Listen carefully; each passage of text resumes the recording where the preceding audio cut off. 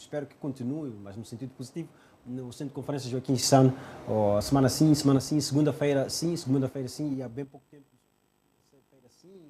quinta-feira, sexta-feira não, segunda-feira não. Pronto.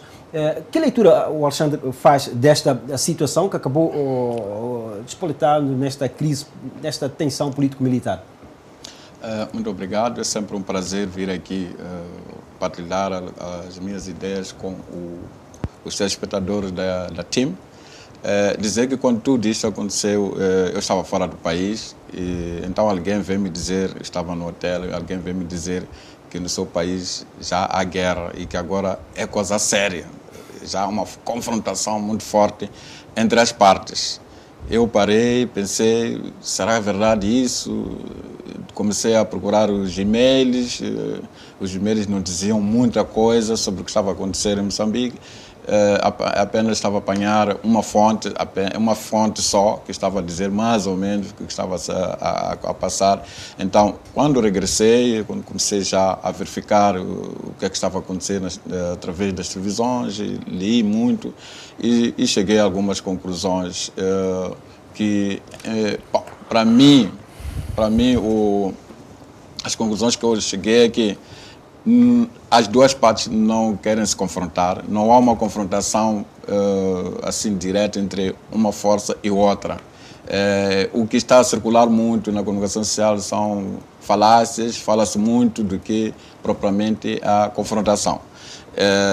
Ouvimos declarações do porta-voz da RNAM a dizer que acabou o Acordo Geral de Paz.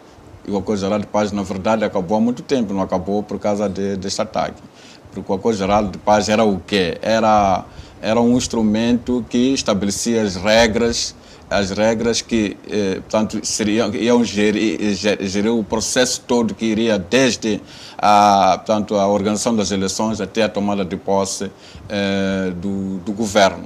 Isso tudo aconteceu e os processos todos fecharam. E os próprios órgãos que tinham sido criados para fazer a gestão do Acordo Geral de Paz também já foram extintos, então juridicamente já não existe o Acordo Geral de Paz, existe apenas no sentido de a gente dizer que, bom, nós temos que viver em paz, acoberto desse Acordo Geral de Paz que na prática já não existe e não deixou de existir por causa do ataque de Santos Gira.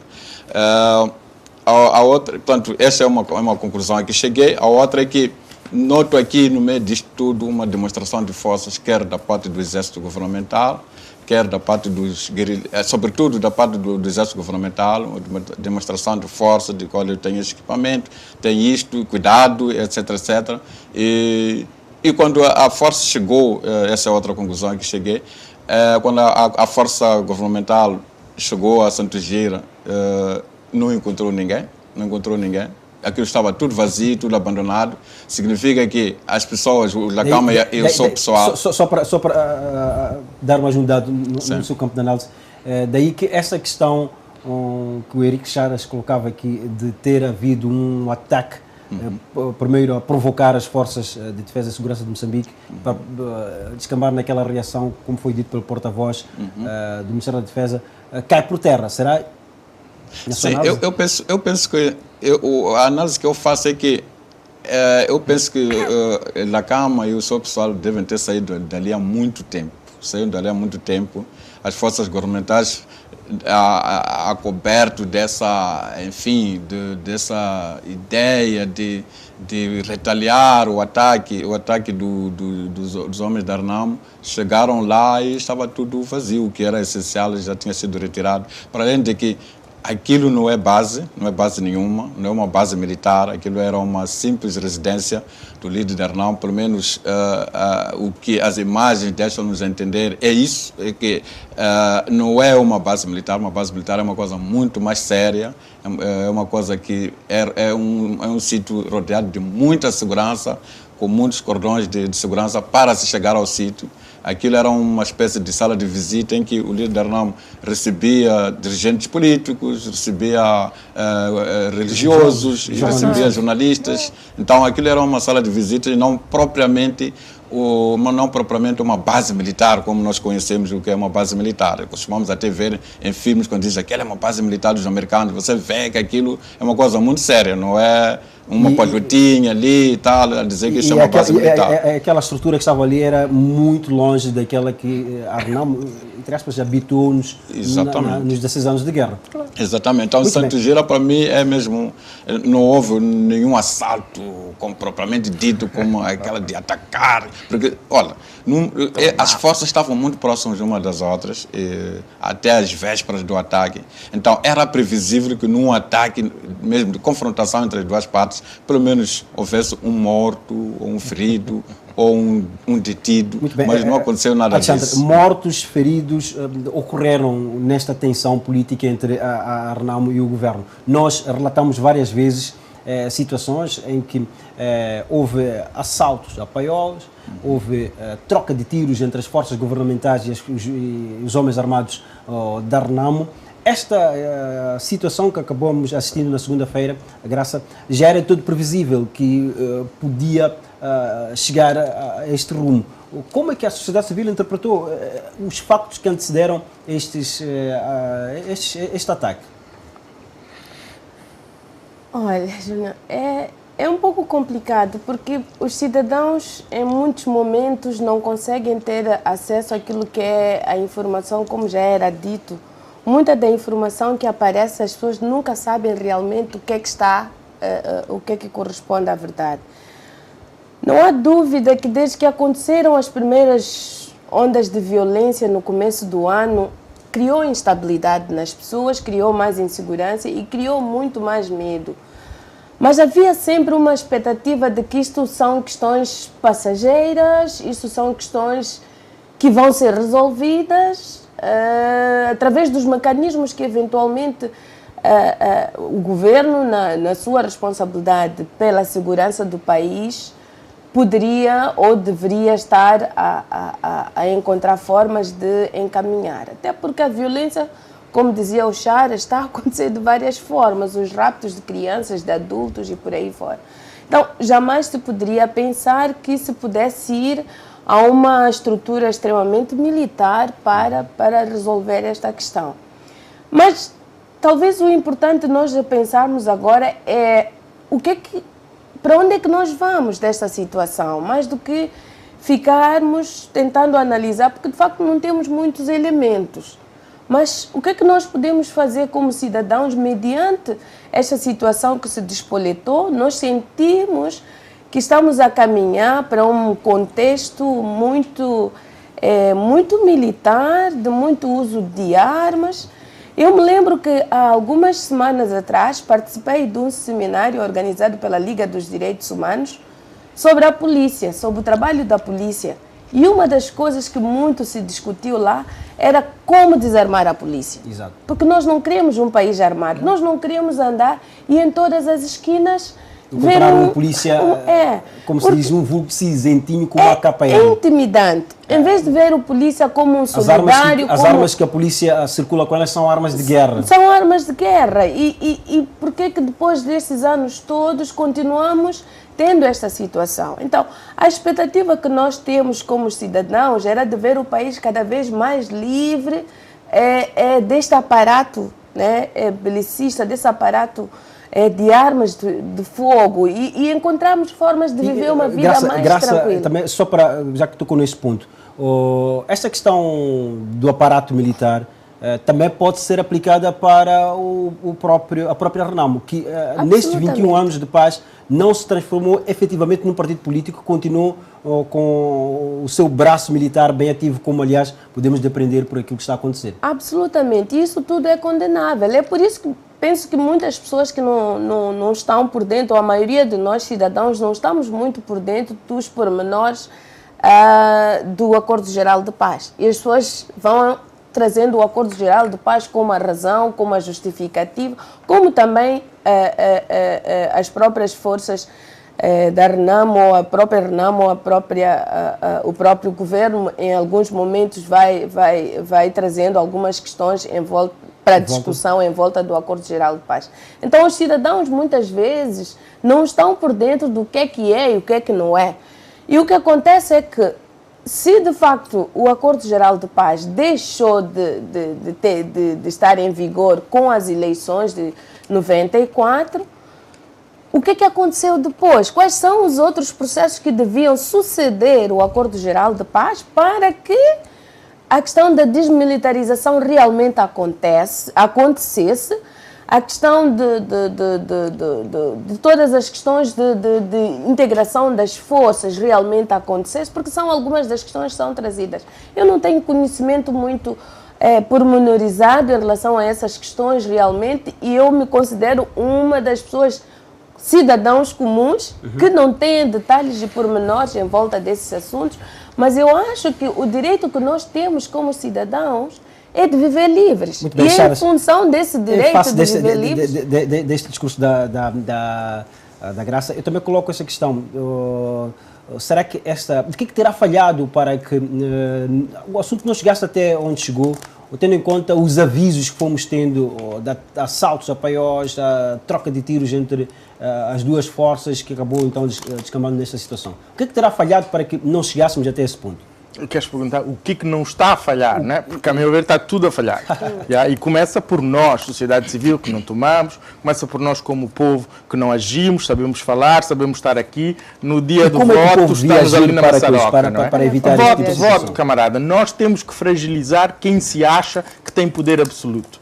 O que eu digo, e ainda disse, esta semana foi intensa, de um ponto de vista diplomático e tudo mais, quer saber os insights, a informação. A verdade é que ninguém tem informação. A verdade é que estamos com alguns factos e a hipotizar. O que eu posso dizer sobre a Renamo, que também não concordo que seja armada e tudo mais, mas no contexto atual, digo, e nunca pensei que fosse dizer isto, porque eu cresci num contexto de que eram bandidos e por aí fora. Eu digo, felizmente temos uma Renamo hoje. E porquê que felizmente temos uma Renamo hoje? Porque a Renamo, com as suas armasitas, que funcionem ou não, é a única que fragiliza o governo. É a única que intimida e às vezes embaraça o governo. O governo que nós temos hoje... Aquela forma de embaraçar será mais correta? Não, eu não estou a justificar, muito pelo contrário. O que eu estou a pensar é como é que a gente vai para a frente. O que nós temos hoje é completamente um ataque às nossas liberdades civis como povo. Foi dito aqui pelo grupo da sociedade civil, nós só não fazemos uma marcha a favor da paz porque temos medo das balas da FIR. Imagina a situação em que estamos. Estamos numa situação que, se não tivéssemos uma Renamo, eu acredito plenamente isso, com as suas armas, não poderíamos estar a ter este debate aqui. Porque a liberdade de imprensa acabaria. Exatamente para onde eu vou. A Renamo, como disse, diz que quem poderia resolver essa questão é o povo através do voto. Mas tu tens que ir do outro lado. Deixa eu dar um subsídio para o seu comentário. O meu comentário não acabou. É que ao longo destes 21 anos de paz, o país tornou-se um país democrático, houve eleições, tivemos uma Assembleia constituída através do voto e neste processo todo tivemos, por exemplo, a Renamo a furtar-se de participar em alguns pleitos eleitorais. Não é verdade. Estás, de um ponto de vista de estar ligado à imprensa, o meu papel é ter dois ouvidos. Eu ouvir este lado e ouvir este. Não é virar só e ouvir um lado ou tudo que me injetam. Não é? Eu tive um processo democrático porque houve eleições só. Desde quando é que as eleições definem uma democracia? É isso que nos querem fazer entender. É isso que nos querem fazer entender, que a gente vai passar por um processo todo de criação de fraude, mas depois há eleições e vem uma União Africana que só se pretendem proteger entre eles, para não serem acusados de coisas e por aí fora, e vêm e dizem que eleições foram justas e livres. Acreditamos hoje que houve eleições justas e livres em Angola, no Zimbábue, mas porque nos convenceram que basta existir eleições, há democracia, não é bem assim. E a responsabilidade civil? Será que um presidente não tem que seguir a lei? Está acima da lei? Nós, se calhar, não gostamos da lei, mas que mudemos, não é? Então, temos vários problemas a surgirem no contexto da nossa democracia. E a única coisa que, se calhar, ainda nos garante algum momento democrático é, realmente, uns tipos que estão na mata com pistolas. Porque no dia que eles não estiverem, eu serei, se calhar, dos primeiros a ser preso e depois serão vocês, porque acabou-se a liberdade de imprensa. E isso será muito mais fácil passar uma lei que diz já não se pode criticar o governo, já não se pode chamar isto, coisas e conquistas que foram a grande custo dos nossos antepassados. Não é? Que nós hoje somos um país para a frente e que está realmente em progresso e porque podemos questionar o nível de governo que temos hoje, simplesmente porque ganhamos essas coisas e essas conquistas. Quem protege isso? Onde vamos? O que há a ganhar, por exemplo, com um ataque a Satungira? Se calhar o objetivo era mesmo esse, era que nós falássemos com a imprensa lá fora, que o pessoal todo pensasse que há um momento de guerra, mas eu não acredito que seja para adiar estas eleições. É a pior coisa que pode acontecer, porque aí o país deixa de ser democrático. Então, eu acho que há um momento de guerra que está a ser criado ficticiamente, e se calhar de acordo entre as partes, para que as eleições já aconteçam, para que a gente se esqueça que não houve irregularidades no processo eleitoral, começando desde a montagem, e que foram todas declaradas e expostas, e não aconteceu nada, não houve reversões. Alexandre Chiguri, também chamo-lhe a debate. Que análise faz nessa perspectiva? O que é que terá falhado para que nós não chegássemos a esse ponto em que chegamos hoje? O que é que os moçambicanos não fizeram para que não tivesse essa situação e hoje nós estivéssemos aqui a debater esta tensão político-militar? Bom, eu acho que uma das coisas que levou a esta sublevação, não sei se podemos chamar de sublevação militar, é o fato de, na mesa das conversações, não estarem a aparecer resultados. Portanto, já vão passados 6 meses das conversações e todas as semanas estamos a ver impasses. Eu penso que isso pode ter irritado a ala da Renamo e ela, então, com as armas que tem, preferiu, através dela, pressionar o governo no sentido de eles conseguirem aquilo que a ala política não está a conseguir. Mas será que, senhor, essa via é a mais correta? É aquilo que o país precisava, pressionar o governo para que seja efetivamente democrático, para que a democracia fosse efetiva no nosso país? Será pela via das armas que chega essa pressão? Claro que não, não é por aí, mas eu penso que a ala militar da Renamo tem esse pensamento de que, olha, os nossos políticos não estão a conseguir os resultados que nós queremos, estão a fraquejar, então nós temos que tomar o comando da situação, vamos atacar, vamos fazer distúrbios para ver se pressionamos. Se cria uma questão de instabilidade. Sim. O Henrique Charas diz que esta é uma instabilidade negociada pelos dois partidos, na altura considerados beligerantes, mas que parece que agora também voltam a sê-lo, pelo cenário que estamos a assistir. Por ora, vamos à primeira chamada, primeira intervenção de um telespectador que está a acompanhar este nosso debate. É o Sr. Guga, se não estou em erro, que nos liga de Nampula. Boa noite. Qual é o seu comentário? Obrigado, o que é que acha que deve acontecer? Antes de mais, boa noite. Obrigado pela oportunidade de estar a falar na televisão. Antes de mais, queria fazer uma pequena censura ao seu jornalista. Já da outra vez também o seu jornalista, o mesmo que está, eu não sei, não recordo o seu nome. Alfredo Júnior. Criticar a SIC porque às vezes havia uma correspondente a falar de Maringue e estava a dizer que os civis fugiram e o seu jornalista, quando começou a comentar, inverteu um pouco, desvirtualizou a realidade e começou a dizer que a Renamo disparou para civis. E que sorte que estava lá um comentador no painel que corrigiu o senhor. Portanto, é importante os jornalistas, às vezes, não induzirem em erro a sociedade, porque senão cria mais fogo nisso tudo. E anda aqui uma grande confusão, é bom termos todos muita calma. Cada um tem as suas simpatias políticas, vamos deixar para lá, mas quando estamos a debater tem que pôr a consciência que há muita gente que está a assistir. Ok, vamos ao que interessa agora. Também isso não era menos interessante, mas vamos ao mais importante agora. É assim, eu quero concordar com tudo e subscrevo que o senhor da camisola amarela, o senhor repórter, Henrique Charas. Não fixar o nome. Henrique Charas.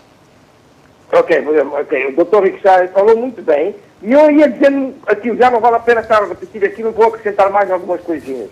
É exatamente isso, Sr. jornalista. O senhor está ali sentado hoje, amanhã, é que isto está mal. Não é a mata que está mal. Tudo está mal, a governação está mal, o país está mal, os professores não estão contentes, os médicos não estão contentes, os enfermeiros não estão contentes, há sequestros, a polícia não funciona, os tribunais têm influência do governo, tudo está mal, essa merda. Atenção, senhor telespectador. Vamos moderar. Eu concordo. Muito obrigado, senhor telespectador. Eu concordo com o seu protesto, mas vamos pedir que utilize linguagem correta. Eu concordo com o seu protesto, concordo com o seu ponto de vista. Aliás, respeito o seu ponto de vista, sei que está correto, mas vamos aqui moderar a linguagem. Muito obrigado. Este telespectador aqui a sair um pouco de si, até porque a situação, por vezes, até pode obrigar, mas não devemos, então, peço aos estimados telespectadores para que controlem as emoções e que possamos contribuir para que haja mesmo a paz em Moçambique, para que a paz seja efetiva. Vamos agora ao segundo telespectador e depois deste telespectador eu vou pedir à minha equipa de realização para colocarmos a peça que inspirou a pergunta para o programa. Senhor Adérito, o segundo telespectador que nos liga da Matola. Boa noite, senhor Adérito. Sim, boa noite. Sim, o seu contributo. É o seguinte, desculpa, é que eu tenho acompanhado os debates depois desses últimos acontecimentos, né? E o que acontece é que as pessoas só criticam. Antes criticavam a Renamo porque a Renamo fazia os ataques. Atacava as pessoas, matava as pessoas e tudo mais. Hoje em dia, e criticavam que, olha, o governo não faz nada, estão a ver, ficam de braços cruzados, é o que eles gostam, é o que eles querem. Hoje o cenário é totalmente diferente. A defesa reagiu no sentido de tentar limar essa confusão. O que está a acontecer é que agora estão a condenar também o Ministério da Defesa. É exatamente isso que eu não consigo entender, afinal de contas, o que nós queremos.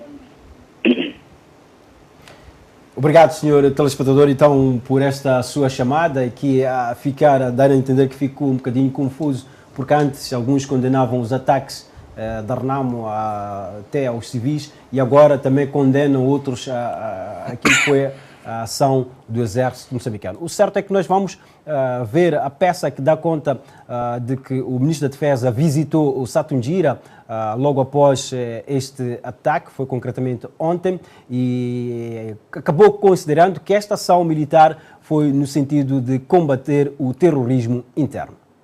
O ministro da Defesa foi testemunhar in loco a tomada da base da Renamo em Satungira após as Forças Armadas de Defesa de Moçambique terem efetuado um ataque na última segunda-feira que culminou com a fuga do líder da Renamo, Afonso Dhlakama, e os seus homens armados para a parte incerta. Filipe justificou a investida das Forças Armadas àquele local como sendo uma incursão necessária para desativar um núcleo de terrorismo interno. Muitas das vezes os nossos comentaristas tanto inspiram é que nesses países não há guerra. As pessoas discutem no parlamento, discutem problemas de corrupção, discutem problemas de economia que não evoluem, mas não se matam.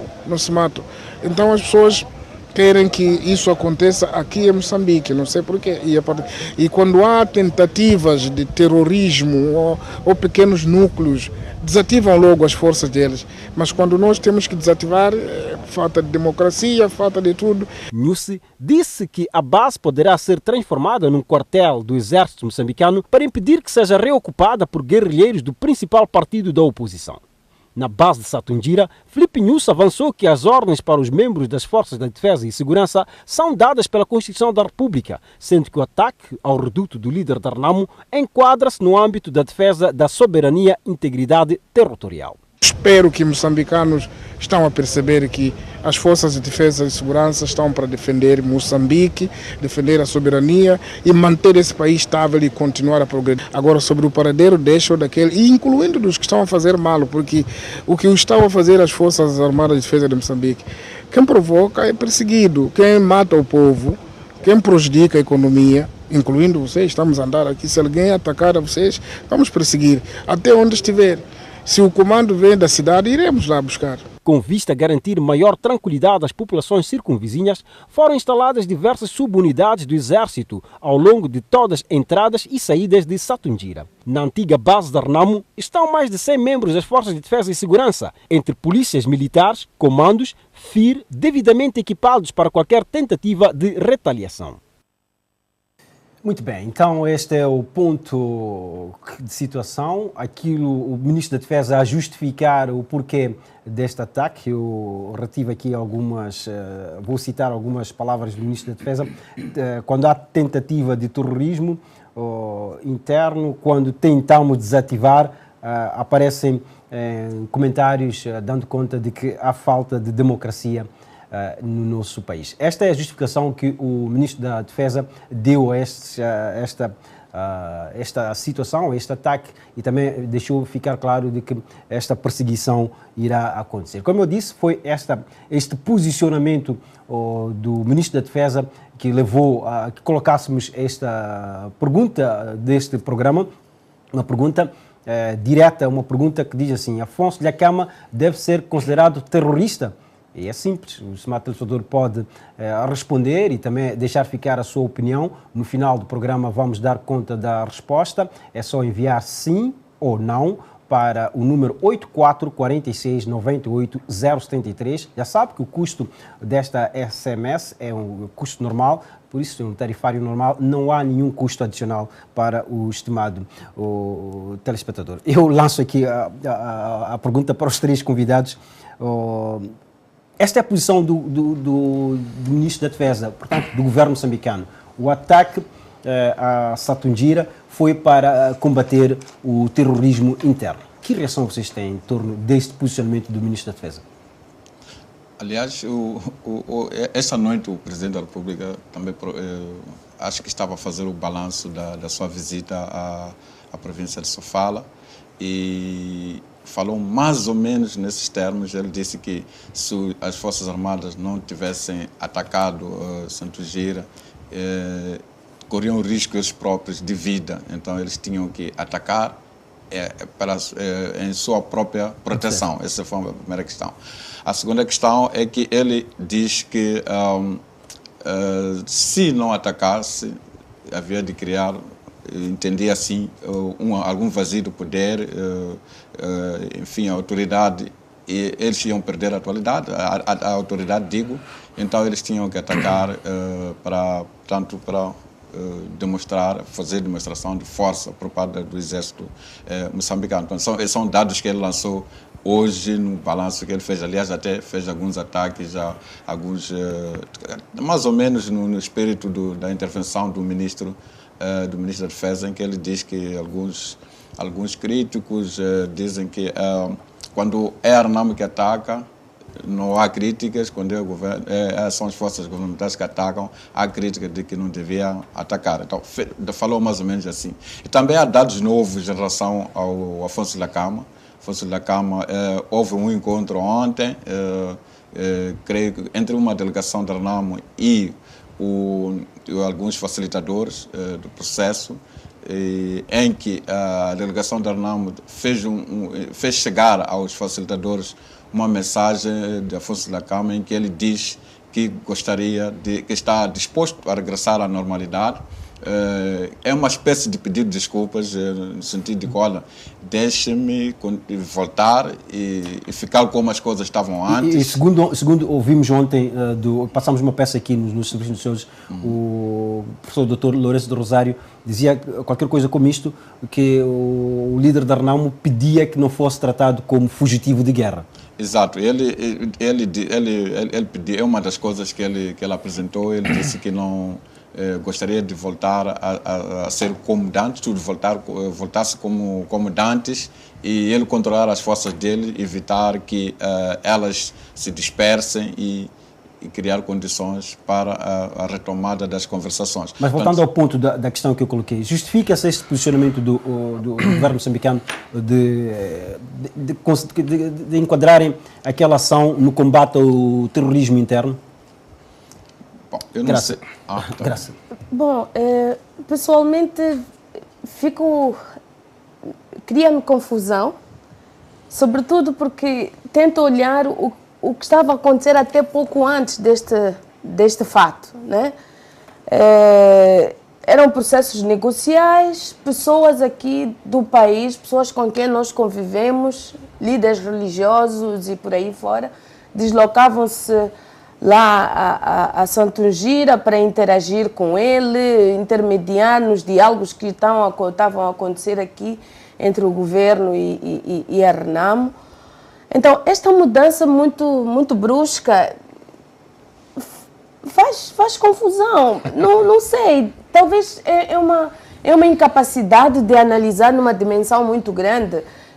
Estou a falar mesmo de consentimento. Não consigo ver o que é que faz uma pessoa passar de uma situação para Portanto, outra.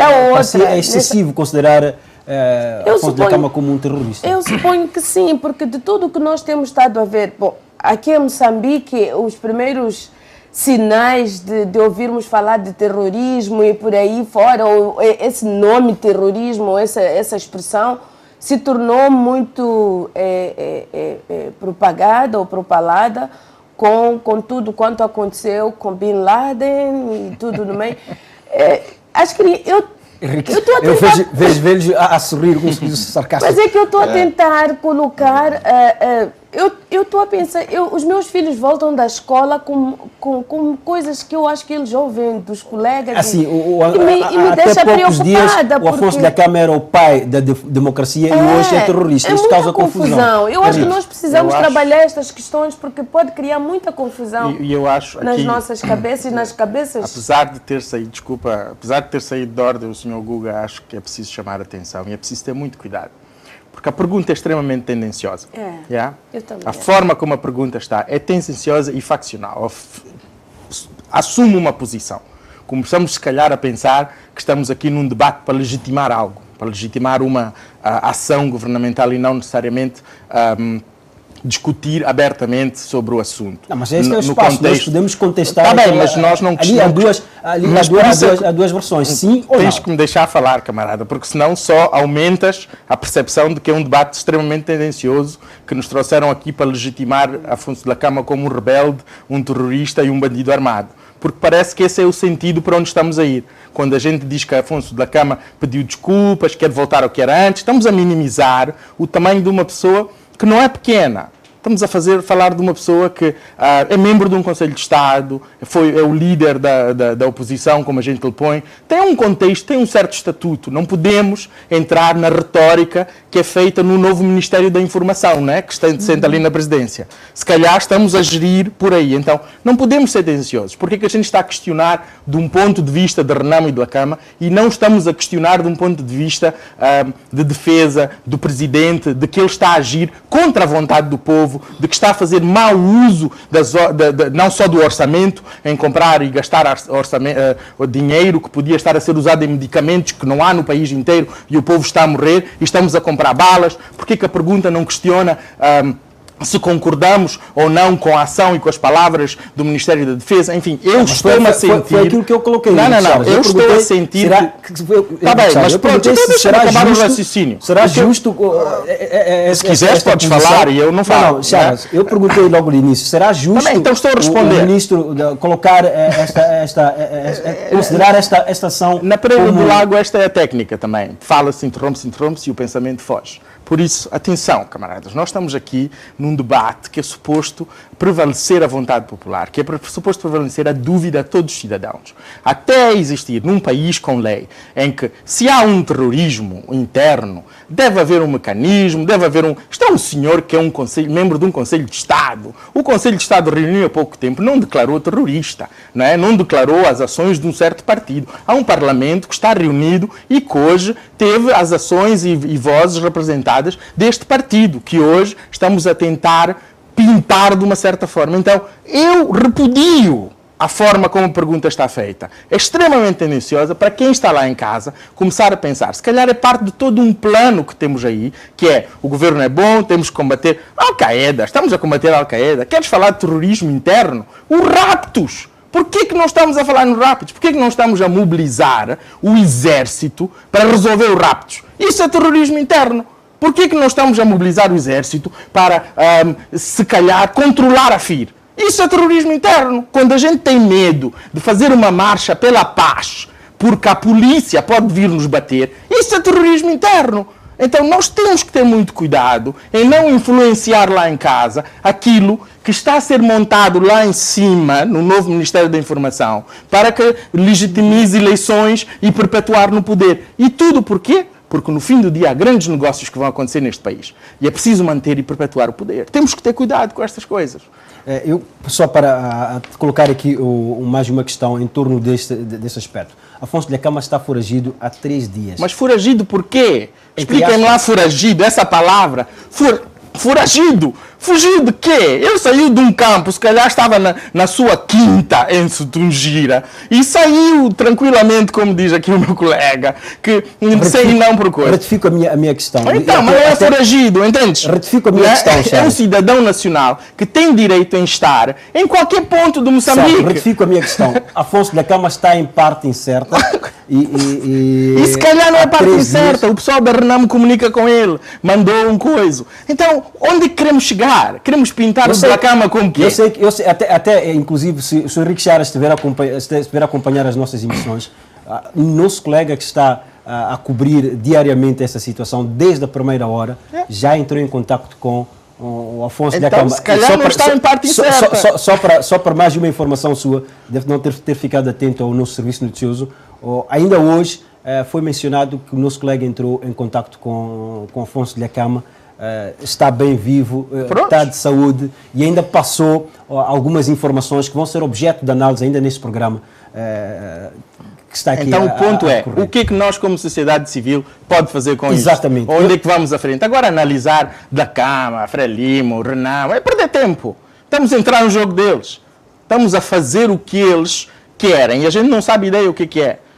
Nunca nos pediram para ser parte do processo negocial. Nunca nenhum de nós participou no processo negocial. Nas 21, 22 rondas, sei lá, davam briefings. Não fazemos ideia o que é que falhou. Se calhar comiam bolachas para dizer, vamos lá dizer que falhou esta cena.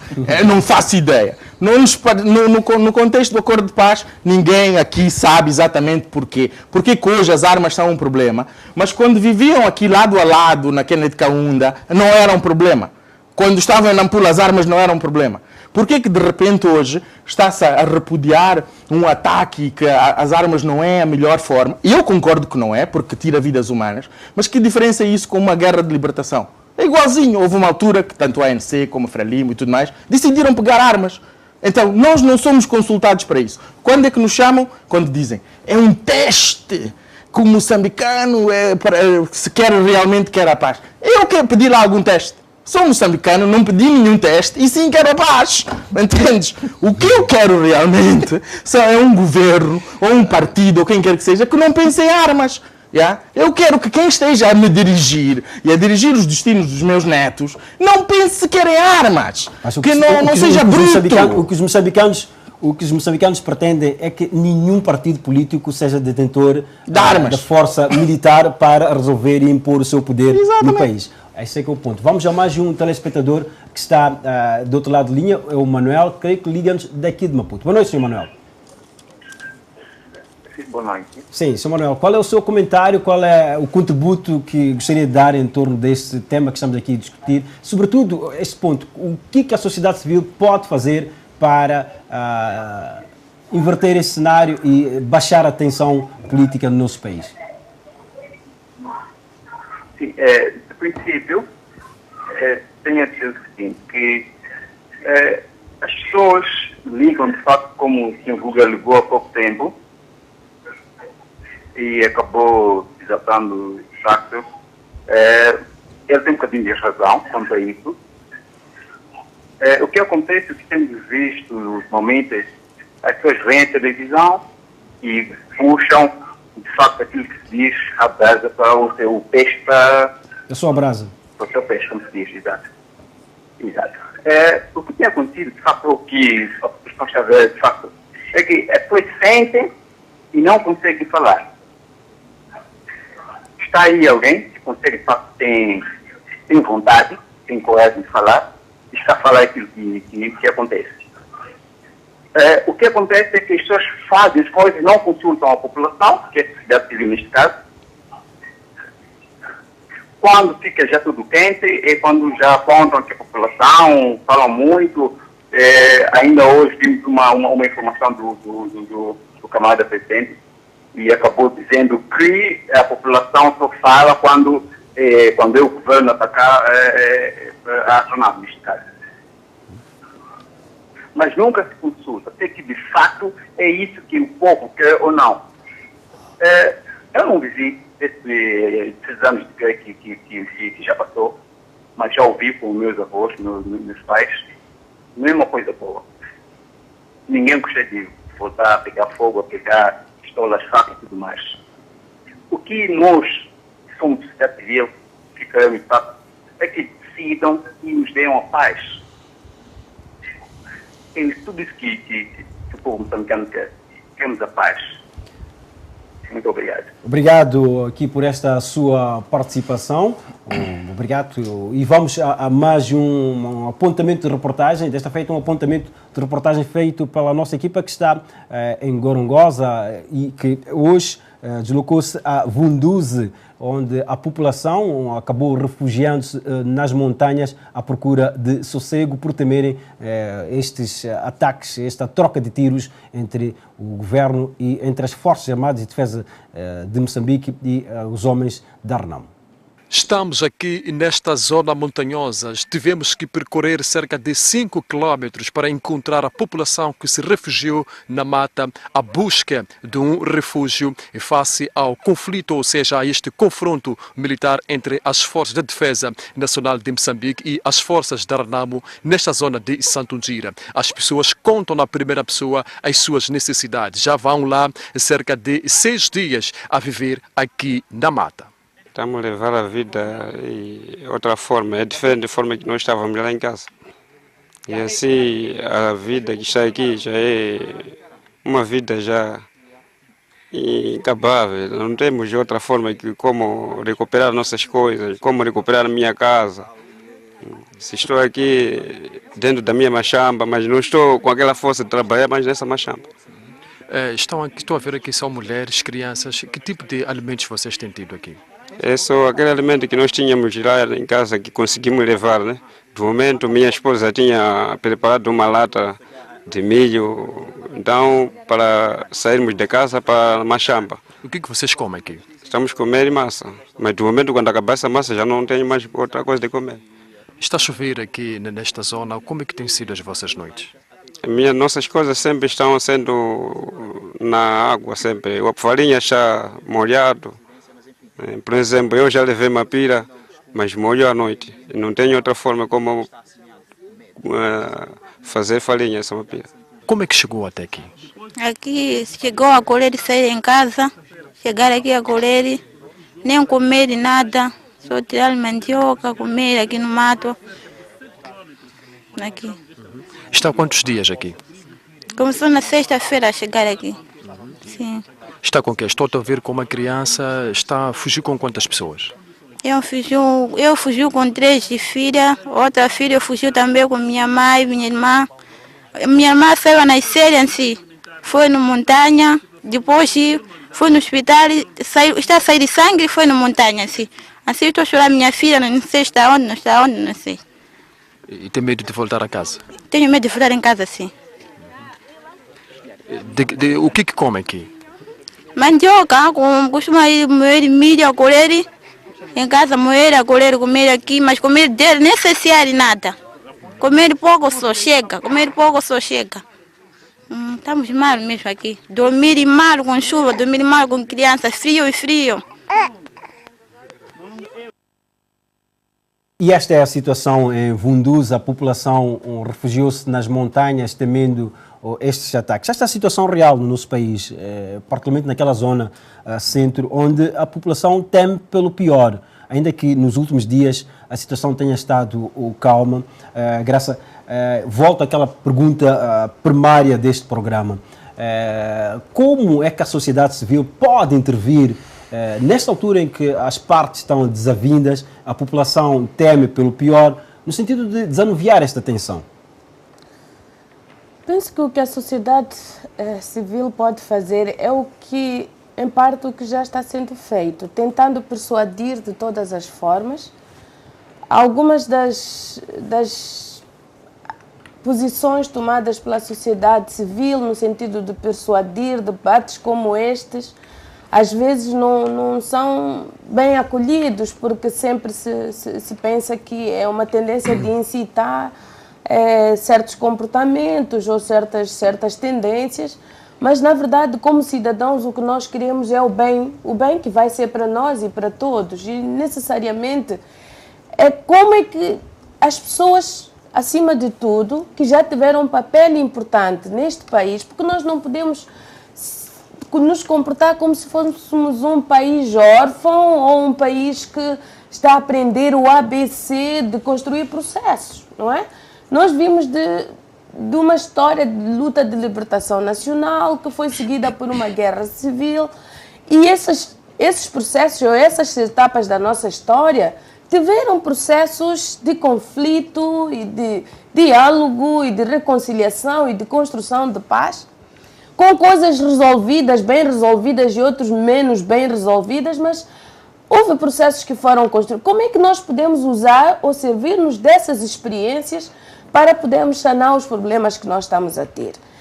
A razão pela qual nós protestamos contra o uso das armas e o uso da força armada para resolver este problema é porque pode incitar. Nós sabemos como é que a guerra... Hoje nós nos lembrávamos como é que a guerra civil... Nós que vivíamos no campo na altura, o que acontecia era de nós ouvirmos que raptaram uma pessoa ou desapareceram pessoas não sei aonde, ou porque foi incendiado um lugar não sei aonde. E as coisas foram ganhando uma escalada cada vez maior, até um dia estar todo o país quase incendiado ou todo o país em guerra. Então não é possível nós estarmos a ver uma situação destas e fazermos de conta que, bom, foi um episódio. Porque já foi uma sequência de episódios, não é? E parece haver uma reação grande agora porque as Forças Armadas tomaram fora. Mas é que quando são duas forças, enquanto é uma força a agir, a gente pensa de uma maneira. Quando são duas forças a agir, a gente vê duas forças conflituando. Então, como é que a gente pode pegar na situação e dizer esta situação já é um extremo por si e não se pode ir mais além, né? Não se pode ir a um extremo maior do que este em que nós nos encontramos. Ao mesmo tempo, nos últimos tempos, vemos acompanhando, quando eu falava há pouco tempo atrás, a questão da tendência militarista do país. Há muitos argumentos de que o país precisa ter uma defesa forte para defender os interesses nacionais e tudo mais. Mas quando a gente fortalece... E no âmbito dessa tendência militarista do país, Moçambique está em vias de receber... Barcos. Não barcos, não só barcos. Não me refiro só a barcos, Henrique Charas. Refiro-me também ao facto da Presidente Dilma Rousseff ter pedido ao Congresso autorização para doar 3 aviões Tucano T-27 para a Força Aérea de Defesa de Moçambique. Mas eu volto à pergunta primária, Henrique. Como é que nós, a sociedade civil, pode agir no sentido de... Eu diria, é a gente protestando contra estas formas de organizarmos a nossa vida. Nós levantávamos num debate que aconteceu recentemente a questão de por que é que nós mantemos a nossa bandeira, no símbolo da nossa bandeira, as armas. Porque sempre nos remete a um país belicista, a um país... Foi necessário pegarem armas, vamos discutir, vamos dizer que sim, foi, mas precisamos continuar tomando a arma como símbolo da nossa nação. Nós conquistamos a independência em resultado de uma guerra de libertação, uma guerra armada, mas precisamos, tendo nos nossos... Como é que nós explicamos aos nossos filhos e às crianças e às novas gerações a presença de arma na nossa bandeira? Será que nós não podemos encontrar outras formas de construir uma cultura de paz, de construir uma cultura baseada na boa convivência, baseada no diálogo e no entendimento, que eu acho que isso não tem... Eu penso que nós ficamos a chamar o Mandela de nosso herói, de nosso não sei o quê. Que legado é que ele nos deixa, das formas que ele usou para lutar contra as diferenças que ele sentia, que ele vivia e com as quais ele conviveu toda a vida dele? Como é que nós podemos construir as formas de lutar contra as diferenças que nós temos, atendendo e considerando que somos moçambicanos e moçambicanas, temos diferenças, mas podemos reconhecer outras formas de construir alianças entre nós dentro das diferenças que nós encontramos. Sure. O importante é que nós temos que saber que sempre haverão aqueles que irão usar dos seus próprios poderes. Era bom a gente se perguntar por que o Brasil está a querer nos apoiar nessa perspectiva. Não serão os interesses econômicos que já têm aqui? Exatamente. E tanto... Quer dizer, é um pouco... Não é de mão beijada, nada é por acaso. Eu perguntava recentemente num debate com alguns setores do governo, Porque aqueles que dizem para nós não fazermos isto é porque são nossos inimigos. E eu dizia, ok, como é que nós identificamos hoje aqueles que são verdadeiramente nossos amigos e aqueles que não são nossos amigos? Porque no meio disso há interesses. E são esses interesses. Será que vão são fazer esses muitas interesses que vezes... estão por trás também desta tensão político-militar? Alexandre Chur e Henrique Charas, como é que vocês veem essa questão toda e que papel a sociedade civil pode desempenhar na atual crise política, no sentido de desanuviar esta tensão? A resposta é simples. Temos que ficar zangados, temos que votar. Temos que retirar o poder a quem acha que tem poder absoluto. E acredita que com este cenário Moçambique vai a eleições no dia 20 de novembro? Acredito sim. Acredito que este cenário está a ser feito para que a gente tenha eleições em 20 de novembro, para que grande parte das irregularidades que estão a ser constatadas e que vão acontecer no dia 20 de novembro sejam passadas por cima. Acho que este país, incluindo os doadores e por aí fora, irão justificar irregularidades para que continuemos a ser democráticos, para termos umas eleições. Na sua leitura, o que é que a sociedade civil deve fazer para que a paz prevaleça, que esta tensão seja parte da história? Bom, como a colega aqui ao lado disse, eu penso que a sociedade civil já começou a trabalhar. Aliás, no meio deste conflito há algumas pessoas, algumas figuras da sociedade civil que podemos provavelmente chamá-los de facilitadores, que tentam ligar as duas partes no sentido de voltarem à mesa das conversações. E temos acompanhado, um pouco antes da ocupação da casa de Afonso da Câmara de Santiago, vínhamos acompanhando, digo, a movimentação de alguns dirigentes religiosos que iam lá ter com a Câmara, depois iam falar com o governo. É pena que não tenha havido muitos progressos nas conversações. As partes continuaram firmes no sentido de endurecerem as suas posições nas conversações. Esse é o outro grande problema dessas conversações entre o governo e a RENAM, é que cada uma das partes endurece a sua posição, não há cedência, e tanto quanto sei sobre conversações é que para haver entendimento é preciso que as partes cedam. Tem que haver cedência de parte a parte. Enquanto não houver cedência, não se vai chegar a nenhum acordo. Nós podemos fazer muito barulho, podemos... Mas que perspectiva se abre agora para esse diálogo depois deste clima de tensão? Será que ainda haverá diálogo entre essas duas partes depois desta situação toda? Bom, há uma movimentação que está sendo feita, no sentido de levar as coisas à normalidade, quer dizer, voltarmos ao princípio, até ao sítio, pelo menos, em que o processo estava. Agora, se daí para frente o cenário dentro da sala das conversações vai mudar ou não, podemos esperar para ver, mas eu duvido muito que mude, porque sempre que as partes se encontram, cada um puxa para um lado, outro puxa para o outro lado, e muitas das vezes temos visto essa corda que está sendo puxada para um lado e para o outro arrebentar. Arrebentando, o que é que significa? Impasse. Muito bem. Graça, nesta altura, ao que tudo indica, a intervenção de mediadores neste diálogo é pertinente no sentido de aproximar posições e de percebermos de facto o que é que está a ser discutido e o que é que está a levar a este entrave. O que é que acha sobre isso? Eu falava que era importante a gente servir-se das experiências que nós tivemos em processos anteriores para nós podermos caminhar para uma direção que traga soluções viáveis. Não queria partir de um princípio de que o leite está derramado e não se pode fazer nada, até porque no nosso comunicado nós terminávamos dizendo que temos a capacidade, como moçambicanas e moçambicanos, temos capacidade de reconhecer os nossos erros e dar um pé atrás e poder recomeçar. E eu acho que isso não é um ato de cobardia, mas é um ato de coragem de nós podermos reconhecer que falhamos em algum momento.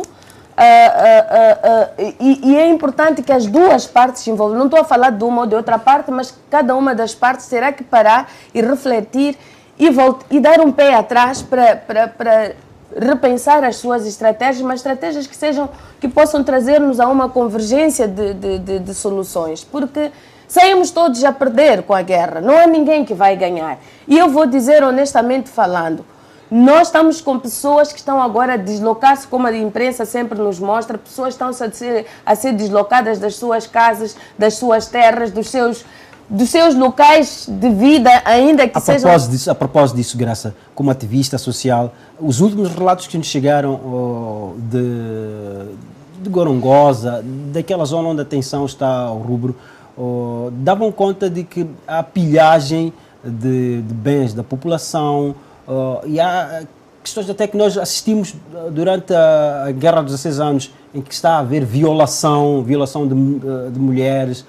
Não vou aqui referir de que parte, para não ferir suscetibilidades, mas vou ressaltar este facto de que está a acontecer isso. Isto é preocupante para a sociedade moçambicana. Henrique e Graça.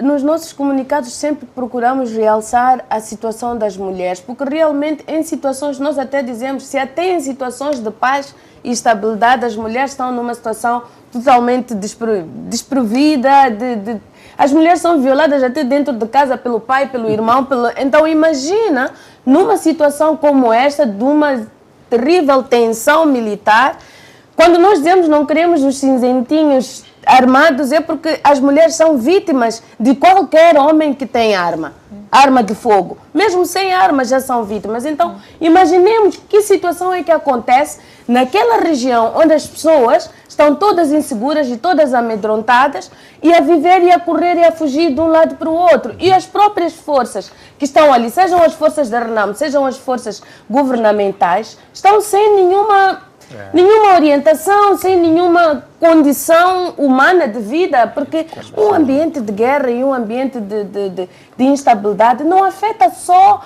as pessoas que são vítimas da bala, mas inclusive aqueles que estão a ser os instrumentos, vamos dizer assim, do conflito. Então, o que nós queríamos dizer, voltando à sua pergunta sobre a questão da mediação, na nossa carta como sociedade civil, nós chamamos a necessidade de que todos os atores possam desempenhar um papel, mas os que tiveram um papel preponderante durante a negociação do Acordo Geral de Paz, esse acordo que a gente diz que não está em vigor, mas essas pessoas guardaram uma experiência, essas pessoas têm um legado, essas pessoas...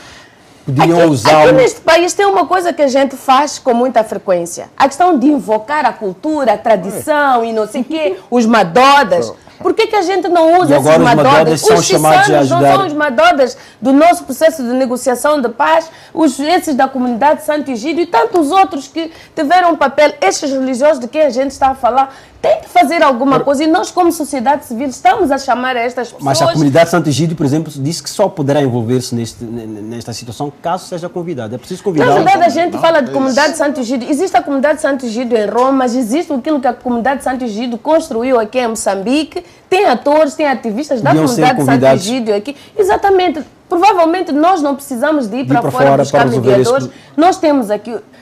A sociedade civil julga que o presidente Chissano pode desempenhar um papel, não é uma questão de querer buscar primacia ou supremacia, mas é questão de que as pessoas que já tiveram um papel importante no processo da negociação da paz de Roma, nós diríamos o presidente Guebuza porque foi um dos negociadores, mas pelo fato de que ele é o presidente agora e o outro é o presidente da RENAM, o Raul Domingos foi um dos negociadores. São essas pessoas que têm que ser chamadas. Ora bem, como chamaríamos outras. Ficar aqui eu gostaria também de dizer que as mulheres têm um papel importante a desempenhar, porque muitas vezes são deixadas de fora, mas têm um papel e uma capacidade de mediar diálogo. A população moçambicana é maioritariamente constituída por mulheres. Mas acima de tudo são as que sabem o que uma guerra pode significar nas suas vidas. Sim, eu quero só dizer o seguinte, que não é o problema da falta de pessoas para fazer a mediação. Até nós podemos mediar. Não é o problema da falta. Há muitas pessoas que podem apoiar esse processo, mas o grande problema é que dentro da sala o governo diz que não se justifica a mediação. Então, esse é que é o grande problema. Então, ou seja, no dia em que a cabe decisão... às partes interessadas mostrarem a nossa pergunta é por que não querem mediadores? Sim, tem que haver uma decisão que há lá. A esconder? Sim, tem que haver um entendimento lá dentro de que é necessário que haja mediadores. Porque pessoas para fazer isso há muitas, e depois outra coisa, vontade política.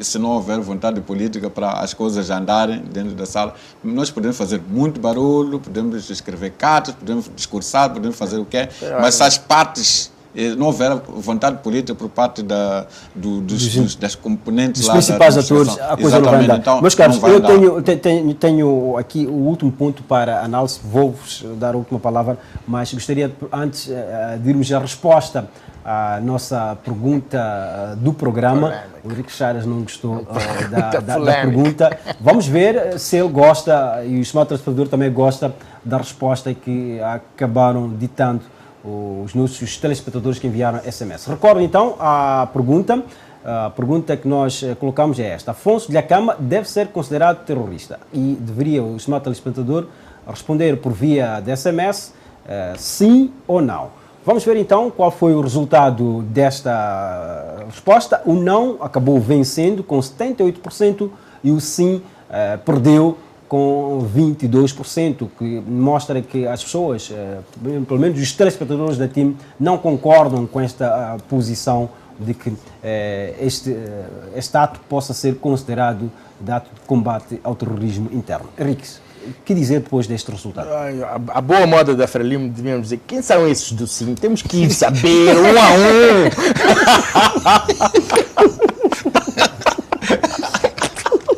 Mas o resultado está aí. A população, os telespectadores da TIM, que tenho certeza que são muitos, acabaram ditando este resultado. Isto mostra que tem que se encontrar outra forma de resolver este conflito. Mas isso sabemos todos. O povo, o país, a comunidade internacional, toda a gente sabe há muito tempo que tem que haver outra forma de resolver. Estamos aqui a cantar. As pessoas que deviam estar a ver este debate, que deviam estar a ouvir isto e ouvir os apelos do povo, não estão nem aí. É que nem aquela música brasileira. Acordam de manhã, estou nem aí. Não querem saber. Então, é um ponto onde a gente chega e diz assim: ok, eu vou mostrar que houve irregularidades no processo eleitoral. Vou mostrar que o povo quer paz. Vou mostrar que a lei tem que ser seguida. E temos alguém que governa e diz: está bem. E depois? Porque eu tenho poder, porque eu tenho maioria, porque eu sento no parlamento e porque eu decido. E amanhã vou decidir atacar uma base. E tu não podes fazer nada. Então grita lá, luta lá, faz lá programa de televisão, escreve lá no jornal. O problema é teu. Vou continuar a governar como quer. Para mim, este ponto da vontade política está lá no ponto. Graças a que dizer deste resultado que acabamos aqui por mostrar? É o que o Charas disse e é o que as pessoas estão a dizer. O que eu dizia, como é que alguém que nós conhecemos como presidente de um partido que está no parlamento e de repente é terrorista, é um pouco... Não cabe, não cabe. Ou talvez precisamos ter uma aula sobre o que é terrorismo para podermos saber, porque fico com medo, amanhã eu posso ser chamada terrorista, porque não sei, mas... Se calhar já somos. Alexandre Segura, a sua análise em torno deste resultado? Eu penso que o público deve ter comparado a figura de Bin Laden com Afonso Dhlakama e ter chegado à conclusão que há muitas diferenças entre um e outro. Então votou contra. Era preciso dizer o que é um terrorista de facto. O que é um terrorista de facto, quais são as suas características, como atua. Então, com base nisso, então, o público havia de pegar já na figura e ver se encaixa lá ou não. Eu penso que o público fez essas comparações com base naquilo que sempre foi publicado na imprensa de o que é um terrorista, e nós temos estado aí a divulgar informações relacionadas com a Al-Qaeda, etc, e sabemos como é que a Al-Qaeda atua. Eu não sei, não quero acreditar que o líder da Arnam esteja a atuar dessa forma. Então, muito obrigado, Alexandre Segura, muito obrigado, graças a Obrigado, Henrique Charas. Nós já esgotamos o tempo que estava destinado a este debate. Continuaremos aqui ao longo das nossas próximas emissões a analisar esta questão. Oxalá que a situação regresse à normalidade no nosso país para que a paz seja de facto efetiva em Moçambique e que Moçambique continue este caminho do progresso, o caminho do desenvolvimento e que todos os moçambicanos se sintam livres de palmilhar todo este território nacional sem medo de nada. Foi um prazer enorme ter estado na sua companhia. Despeço-me com a sensação de que fizemos o nosso papel, estivemos aqui a transmitir aquilo que são as ideias dos moçambicanos. Voltaremos a estar consigo numa próxima ocasião. Boa noite e até a próxima.